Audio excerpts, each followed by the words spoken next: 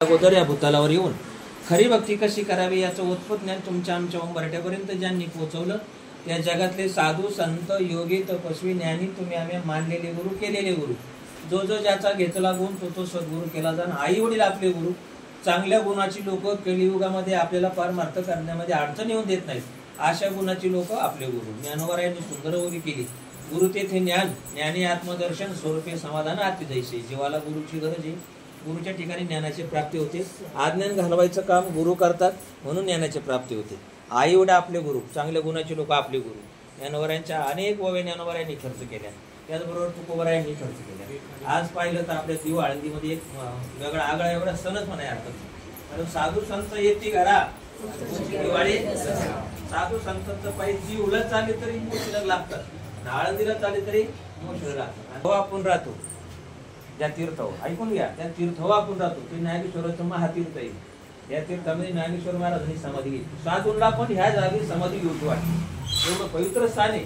नागेश्वर महाराज एक तपस्वी त्यांना पण ज्ञानोबा तुकोबराय पाहिले जाणारे भाविक लोक पाहिले त्यांनी पण नागेश्वर समाधी घेतली त्याच्यापेक्षा परम बाकी तुम्ही आम्ही नागेश्वरांनी त्यांच्या नंतर आपण रहिवासासाठी या ठिकाणी आलो या गावामध्ये इथं नागेश्वराची समाधी आहे इकडे पश्चिम साईडला तुकोबराय आहे आणि पूर्व साईडला ज्ञानोबा आहे त्याच्यापेक्षा परम भाग्य मी नेहमी सांगत असतो का उत्तर दिशेला पवित्र असे इंद्रायणी वाक्य धन्य इंद्रायणी पार पिंपळाचा ज्ञानोबरायच्या बाबतीत बोललं जातं तुकोबराय तर ज्ञानोबरायला म्हणतात जयची या द्वारी सोन्याचा पिंपळ अंगी आई शे पळ रेडा बोले नम्रता धारण केली त्यांनी म्हणतात ज्यांच्या दारामध्ये सोनं पिंपळ त्यांनी मला किती मोठं पण द्यावा इथं पायाची वाहनं पायवरी लीनता संतंकून लीनता शिकावी लागते परमार्थामध्ये लीनता फार गरजेची अहो लीनता असेल नम्र झाला होता तेने कोण दिले अनंता लीनता म्हणजे नम्रता महापुरे झाडे जाती तिथे वळ वाचती अख्ख्या महापुरामध्ये थोडक्यात सांगावं लागतं आपल्याला 15 मिनिटात जाऊ दे असतो फक्त महापुरामध्ये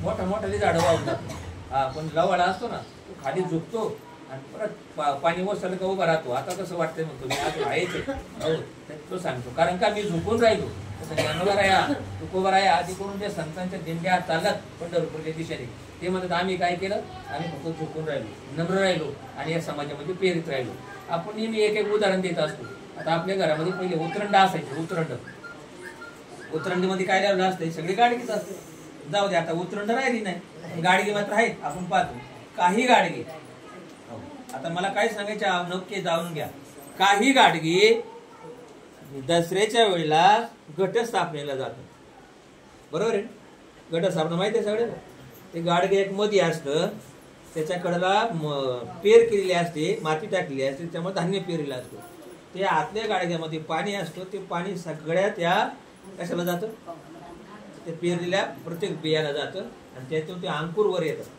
सुंदरपैकी अंकुर त्याला सुरवर म्हणतात बरं खरं म्हणजे देवदेखाच्या भाषेमध्ये सुरवरांची मांदी उभे जोडून घ्या सुरवर त्या गाडग्यातलं पाणी त्यांना पोषक होतं तसं साधू संत जन्माला आले ना तर त्याच्यासारखं कार्य करतात ते तुम्ही आम्हाला उभे करतात चांगल्या मार्गाने तुम्ही आम्ही चांगलीच आहोत आपण सुरवर आहोत आपण देवाचे लेकर आहोत याची जाणीव करून देतात त्या गाडग्यासारखं साधू संत योगी तपस्वी ज्ञानी कार्य करीत असतात हो काही गाडगे असतात काही गाडगे ती पण त्याचा वापर होतो ती 2 गाडगे असतात ती वापरतात कधी ज्या वेळेला आपल्या घरामध्ये पितृश्राद्ध वगैरे असतं ना त्यावेळेला एक गाडगा आणतो त्याची पूजा करतो एका गाडग्याला थोडा डाग असतो वर मातृ आणि पितृचं गाडगं ते पण पूजलं जाते पण ते तात्पुरतं गाडगं पूजलं जातं एका दिवसासाठी परत ते गाडगं कुठेतरी उचलून ठेवलं जातं बरोबर आहे ना त्याच्यामध्ये पण पाणी भरतात पूजन करतात पवित्र असं गाडगं असतं ते दसऱ्याच्या वेळेला पूजलं जातं नंतरचं गाडगं आई बापाच्या पूजनाच्या वेळेला पूजलं जातं बरोबर ना काही गाडगे मी गाडग्याचं सांगतो तुम्ही आम्ही पण गाडगी जाऊ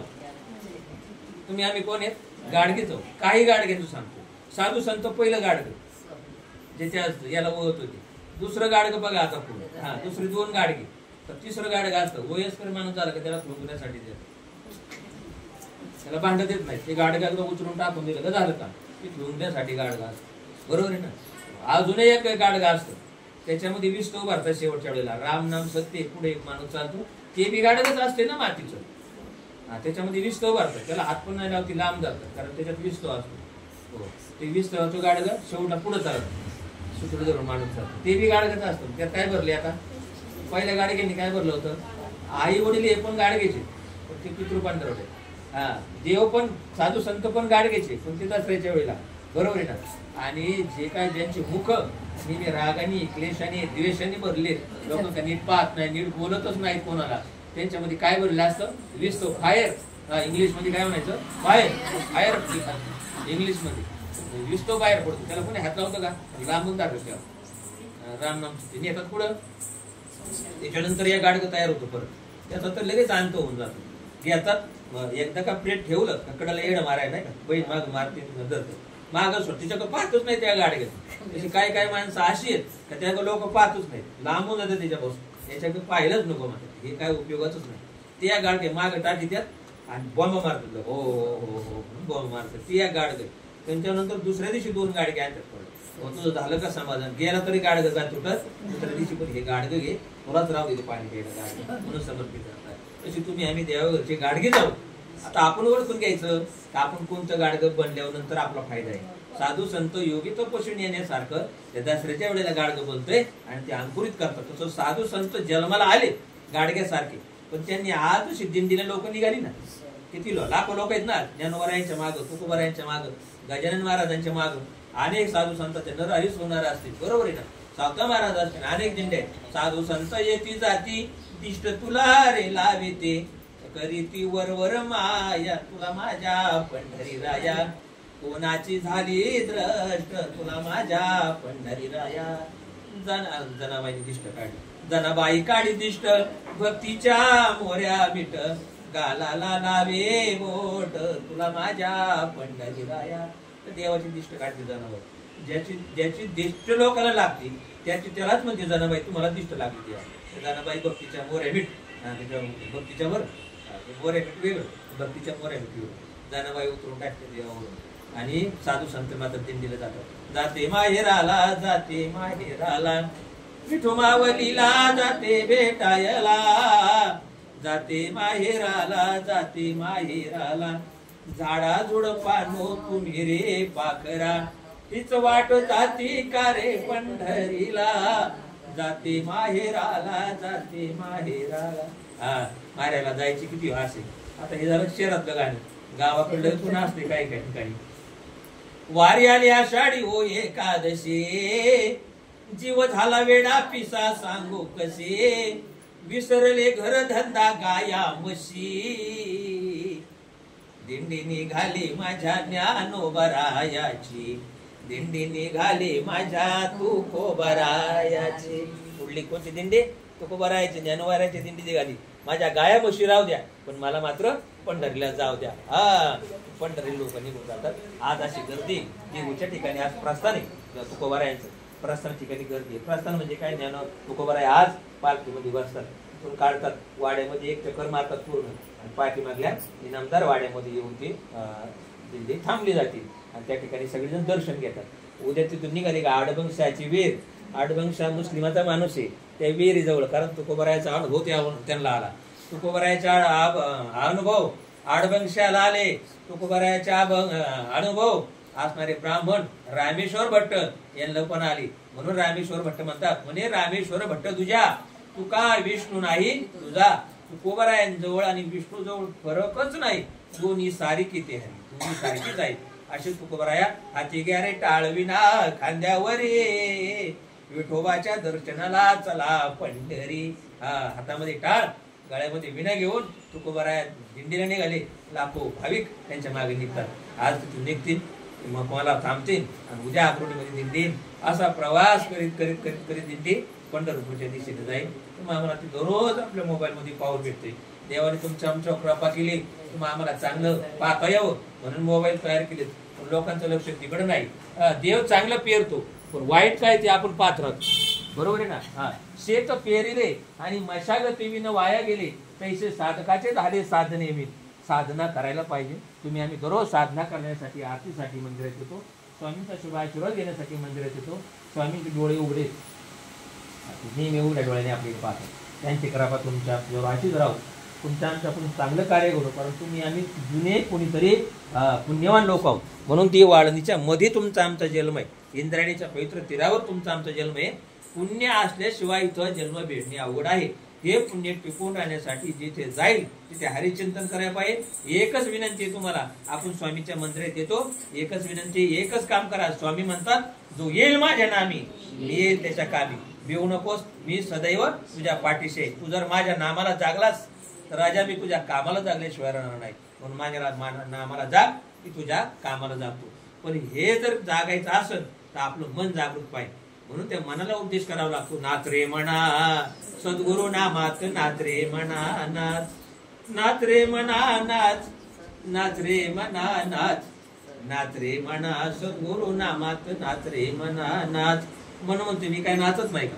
नाचते ते मन नाचते, पण कधी कधी लोभात तो पडतो रे, कधी कधी मायेत भुलतो रे. कधी आहे इथं, कधी आहे तिथं, सद्गुरु नामाला नाच रे म्हणा सद्गुरु नामात. त्या मनाला नाचव लावायचं, सद्गुरु चिंतनात नाचायला पाहिजे. ज्यावेळेला चिंतने चिंतने तद्रुपता एकच टाळी झाली चंद्रभागे वाळवंटी, माझा ज्ञानराज गोपाळांची लाय. त्यावेळेला खरी जीवनाची लाय होऊन जाते. त्यावेळेला खरी पंढरी घेते. का म्हणे, लक्ष लक्षोनी अंतरी तोची वारे करी पंढरीचा. आपण हात लक्ष द्यायचे, माझ्या हरीसाठी माझं मन जागृत आहे का नाही याच्याकडे लक्ष देऊन आपली यात्रा, आपलं रेवास, आपलं घरातलं प्रपंचाचं काम, मुखाने नाम आणि हातामध्ये काम करायचं. एवढं बोलतो. तुमची 15 ते 20 मिनिटं रोज घेतो. तुम्ही शांततेने बसता ऐकता, तुमचंही पुण्य आहे. मला त्यांच्या कृपेने सुचत. मी तरी काय चाळून घे मंजुळ बोलत असे वाणी शिकविता धनी वेगळाची. काय म्या पामरे बोलावी उत्तरे, परिहाय विश्वंभरे बोले. त्यांनी बोलवलं. आज जे फोटो काढतात त्यांच्या मुलीचा वाढदिवस आहे. नाव मला माहित नाही, नवीन चालेल येतात ते ताई नवीन चालेल. बरोबर, काय नाव? प्रयाग ताईचा वाढदिवस आहे. वाढदिवसानिमित्त सगळ्यांनी मिळून आपण काय हे वाढदिवस फार महत्वाचे. शिवलीला पुराणामध्ये ही कथा आलेली का वाढदिवस तुमचे जे आहे ते साजरे करावे. तारखेनुसार साजरे करण्यापेक्षा नक्षत्र योग, जीवनामध्ये जन्माच्या वेळेला नक्षत्र योग कोणता होता आणि कोणतं नक्षत्र होतं आणि कोणती चित होती. चित आणि नक्षत्र त्या दिवशी देवाच्या आवर्जून चांगल्या रीतीने पूजा करा. घरातल्या देवाची आवर्जून पूजा करा. जन्मदिवसाच्या दिवशी तारखेवर चालू नका. तारखेवर एक कमी झालं, पण नक्षत्र आणि चित हे फार जीवनामध्ये महत्वाचे. ताई तुझा जर चित आणि नक्षत्र योग जर आज असेल, चांगल्या रीतीने घरात पूजा कर. म्हणजे जे मनोरथ आहेत ईश्वराने ते पुरे करावेत, माझ्या स्वामींनी पुरे करावेत. साधू संतांच्या कृपेने या ठिकाणी ती वाढदिवसा मध्ये आज येण्याचा योग आला. आज तिकडं दिंडीची पळापळ चालू आहे. हे वारेकरी तिकडं, हे वारेकरी इकडं, आणि तू मात्र मंदिरामध्ये आशीर्वाद घेण्यासाठी आलीस. तुझ्या मागे सदैव स्वामींचे बसलेल्या सर्व स्वामी भक्तांचे आशीर्वाद लाभावेत. तुझं कार्य तत्काळ पूर्ण व्हावे ही इच्छा स्वामी चरणी करतो आणि थांबतो. श्री स्वामी समर्थ महाराज की जय. श्री स्वामी समर्थ महाराज की